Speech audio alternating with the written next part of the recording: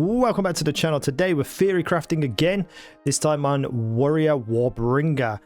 Theorycrafting, right? I just want to put that word out there, theorycrafting. If you don't know what that means, please look it up. Basically, I am not saying this is the best thing in the world. All I'm saying is from what I look and how I want to build it, I think this looks cool. But for some reason, people seem to think that what I'm saying is that this is the only build you can have and that I'm right and everyone else is wrong. I've had people threatening to kill me over my theorycrafts. It's insanity. If you don't like this type of content, just don't watch it. If you know all the best builds and everything and there's only one build you can have, why are you looking up build videos anyway? It doesn't make any sense. But anyway, enough said. Let's jump into today's video, which is Warrior Warbringer. Now, for some reason, it won't let me add the skills. Like, I click on them, nothing happens. It's really annoying me. And instead of going through all of them, I'm just going to say a couple of them, like Ancestral War Totem, the cries that are there. I can't remember what they're called. They're in here somewhere. The Leap Slam is pretty good, in my opinion, for this build. And there was another one called Presence or something. Presence. Overwhelming Presence, yeah. And there was a few other things. Scavenge Plating, I think I looked at as well. But there's probably other abilities you can use and stuff. But for the ones that I saw, was one called Infernal Cry. It might have been called Infernal Cry. Where's Igon? Infernal Cry. Yeah, this one here. Yeah, it is. Okay, so, you know, there's a whole bunch of cries and screams and stuff that get you buffed. Like, I can't click on them though, so I can't put them into the build. It's really annoying. So let's just look at the passive tree anyway, because that's all that really matters. Really, no, I'm just kidding. It's not the only thing that matters, but it's one of the things I love the most about theorycrafting is looking at. Now, for the ascendancy, I'm thinking we go this way and we go this way. I've looked at a couple of ones, but having like war cry speed and getting your war cry out more often and it being buffed, that's great. And then over here, when you're breaking armor, you know you want to do more damage quickly, so you know you break the enemy's armor and you get buffs from doing that. So I've looked at warrior briefly. I've played ranged attackers and stuff, and I feel like if I go melee, this is what I would do. So this is definitely not going to be perfect, but from what I've seen and what I can fathom, I feel like this would be a good build. And we're going to start right here for 20 armor. And then we're going to head down to here, I believe I did. And I'm just going to put everything as strength. But in the real build, you choose this to be whatever it needs to be, right? Like, I'm not going to sit here trying to work out all the values. Then I went over here to increased armor and regeneration to your life and strength. And then we went over to here. So that's more armor, increased armor, and 80% increased armor from equipped body armor. So we're looking here to have full on in your face melee, smashing people, and you know, just getting a whole bunch of armor and defenses and sustainability in your defenses while you're getting punched in the face because you are a melee build. Then, because we're probably going to be using a shield, I took these two here for the block and the block chance improvements. I was going to take this one as well, but I feel like it's just not necessary. Just a couple of points in this because you're going to make up some other stuff elsewhere throughout the build, and I needed to save points somewhere, so I just go to roughly about here. Now, even though I've saved the points here, I feel like you're probably going to need some points in like strength and intelligence and stuff. That's why I've added them here instead to get to the same place, but having very specific builds in terms of like if you need intelligence or you need dexterity, you can change it up as and when you need it, and you still get to the same point in the build where I'm at. And then we head down here and we've got the shield. So attack skills deal 10% increased damage while holding a shield, 5% increased block chance, 5% increased block chance. I was going to take this side as well, and I still might in my full build, but there are attacking stuff that you're going to get out from elsewhere and your abilities and stuff, so I feel like having defense is more important when it comes to a melee because of how much damage you take to your face. So I just went with the blocks, and to make up some other points over here that I need, I kind of cut this down, but there's an argument to take this whole shield thing, to be fair. Then over here we have the armor break and physical damage. You know, you want to be doing as much damage as possible, and we can do that even bigger with cruel methods. I think cruel methods is going to be a really big ability to use for a warrior because it just gives you so much attack. Then we've got totems, and I did not know whether to go damage or placement speed because I haven't played warrior. I'm assuming placement speed is going to be helpful, but I like damage, so I'm just going to take the damage side of this section, but I see an argument for going this way as well. And then obviously you get increased totem damage here with carved earth, which is phenomenal. So your totems will be doing a whole bunch of damage, but I don't know whether placement speed would be better. I don't know that personally right now. but I would take one or the other. But for me, thinking about damage, that's where I'd go. So next up, we're going to head over here because we need something for Warcry. So we've got Warcry cooldown recovery. We've got empowered attacks deal 16% more damage, and empowered attacks deal 30% increased damage. Warcry skills have 30% increased area of effect. So I went up to here and I was thinking about potentially doing the other side as well. But like I said, there's just not enough points in the whole of the build that I want to do. So I just chose, you know, the increased damage and area of effect to be the more important side. Now we're going to head down here to Beef. 25% strength, plus 25 strength, just because it's called beef. That's the only reason I was attracted to it. And then we go up here to get some increased armors, and blade catcher, defend with 200% of armor against critical hits, 15 to strength. I did look at maybe taking some or more of these armors, and it is probably something I might edit in because I feel like armor is just going to be really important. And if I can substitute some points from elsewhere, I could probably fit it onto here too. But I'm trying to like spread myself across as many things as I possibly can instead of taking all of one little thing.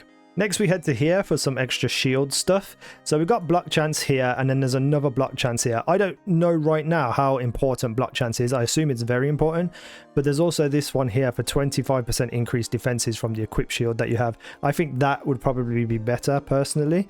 And then we've got vigilance, which is 12% increased block chance and 6 life gained when you block. So you're getting your health back, you've got better defenses so that when you are getting hit, you're not taking as much damage, but you'll still be getting healed. I feel like that's probably the best world here, because you get the block chance, you get the defense, and you get the heal all off those. So yeah, just maybe that's important. I don't know. Let me know. Is block chance important or is defenses? Let me know. So because I was looking at armors elsewhere, I actually found armors over here that we could take, but I really don't know how many to take or all of them, because heat proofing, it doesn't sound great, but I feel like it's going to be very good. 25% of armor also applies to fire damage taken from hits, but I am unsure about it because I don't think it's worded very well. The way I think of it is that 25% of your armor also applies to fire damage taken from hits, so you get an extra 25% extra defense through your armor when you take fire damage. That's the way I read it, but for some reason it just doesn't make sense to me. However, I feel like if we're going to take armor anywhere, you know, that we had this section up here, we might as well take an extra ability, which, if I'm right, will probably be pretty good. I really wish it like made more sense. Right, now we're going to head up this way. We're going to take Resolute Technique. Your hits can't be evaded, but you never deal critical hits. I feel like critical hits on enemies is overrated if you've got a very specific build, because not being able to miss means that regardless of whether you get crits or not, if you've got enough damage from your armors or weapons and all your abilities and everything, you are just going to absolutely annihilate them. You don't need the crits. And then over here we have the skill effect durations, all the way up to protraction, which is 20% increased skill effect duration, 15% duration of damaging ailments on enemies. Now I don't know how much ailments you're going to be giving to enemies on a warrior, because I haven't played warrior properly yet, but having the increased skill duration on top of that ability, just, you know, it's an added bonus. The skill effect duration is what we're looking for, because obviously that's going to make your totems last longer and your cries, I assume, longer as well.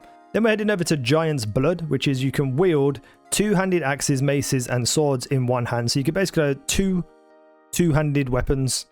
Triple attribute requirements of weapons, which I assume just means that you need more things to hold both of them, obviously. So then you'll have to build into like intellect, dexterity and stuff as you're going through the build, so you can hold two-handed weapons, one in each hand.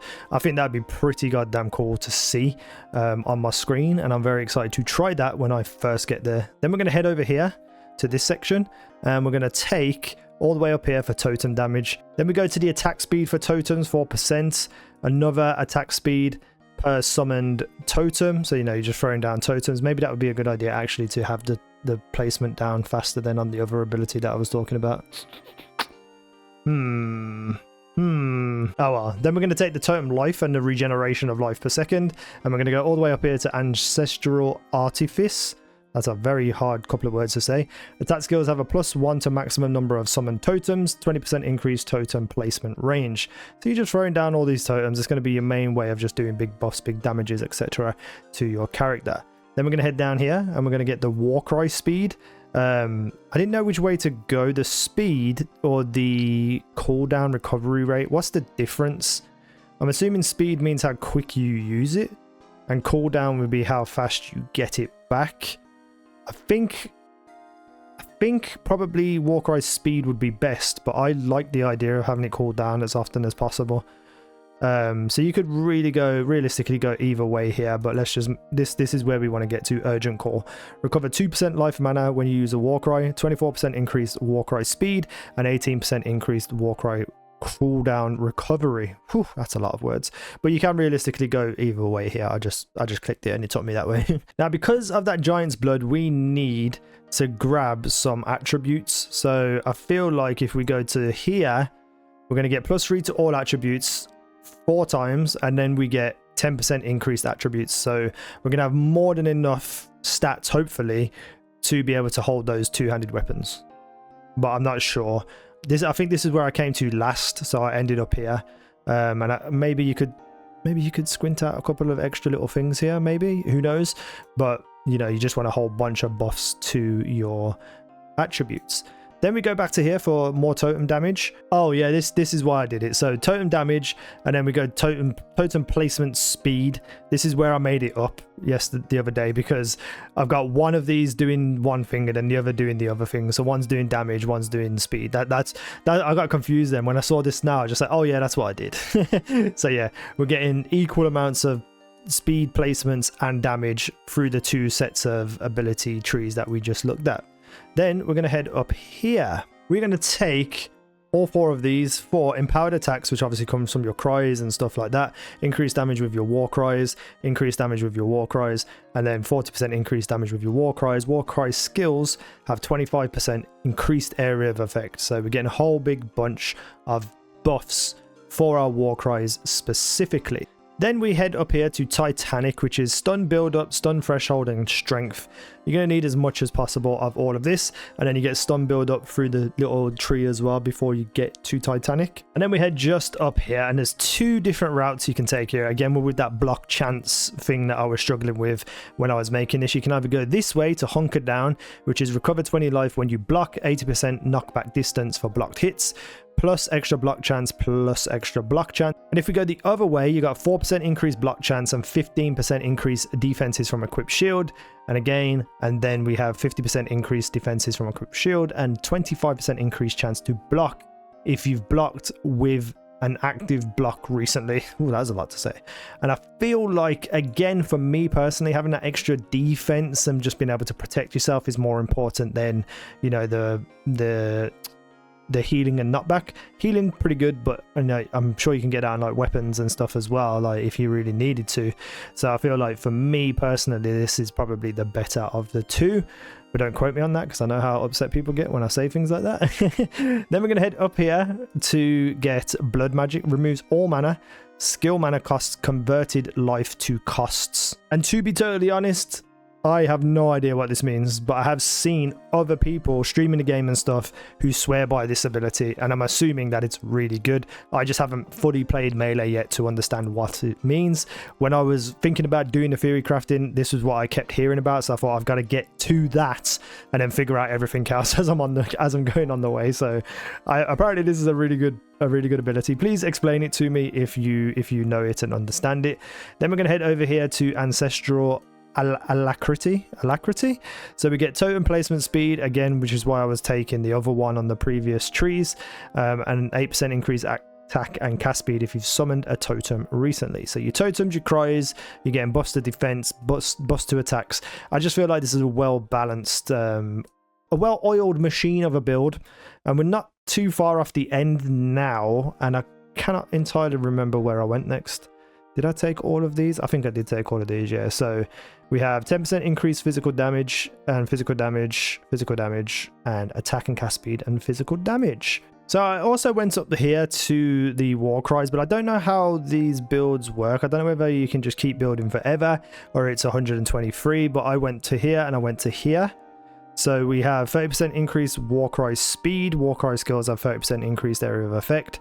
Warcry speed, and cry cooldown recovery rate and increased damage for each time you've war cried recently.